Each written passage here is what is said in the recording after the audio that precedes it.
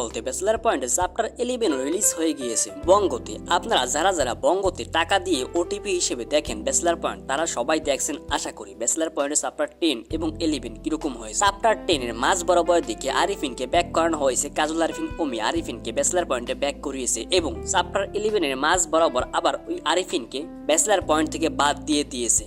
চলুন চ্যাপ্টার 11 এ কি কি দেখা গিয়েছে, ব্যাচেলার পয়েন্টে কি কি ঘটনা ঘটেছে সেই সব সম্পর্কে নিয়ে আর বিস্তারিত আলাপ আলোচনা করা হয়। তো ভিডিওটি শুরু করার আগে আপনারা একটি লাইক এবং একটি সাবস্ক্রাইব করে সম্পূর্ণ ভিডিওটি দেখতে থাকুন। আপনারা জানেন যে সম্প্রতি সময় সবচেয়ে জনপ্রিয় এবং ভাইরাল টপিক ওই ব্যাচেলার পয়েন্ট। ব্যাচেলার পয়েন্টে চ্যাপ্টার 11 অলরেডি রিলিজ হয়ে গিয়েছে। সেখানে 8টি পর্ব একসাথে বঙ্গতে রিলিজ হয়েছে এবং এখানে শুরুতেই দেখা গিয়েছে কাবিলারা, বাচ্চু, হাবু সবাই মিলে একসাথে ডিয়ার পান করতে রিসোর্টে কোনো এক মাঠের মধ্যে, যেখানে তারা সবাই চিল মজা মাস্তির ভিতরে ছিল এবং সেখানে তারা সবাই এতটা পরিমাণে ফ্রি মাইন্ডেড হয়ে গিয়েছিল যে ডিয়ার পান করার পর একে অপরের সব গোপন কথাগুলো বলে দিয়েছে। অবশ্য তারা সবাই বড় ভাই ব্রাদার সবাই মিলে বন্ধু বান্ধবের মতনই আচরণ করে, তারা সবাই একসাথে থাকাশোনা করে।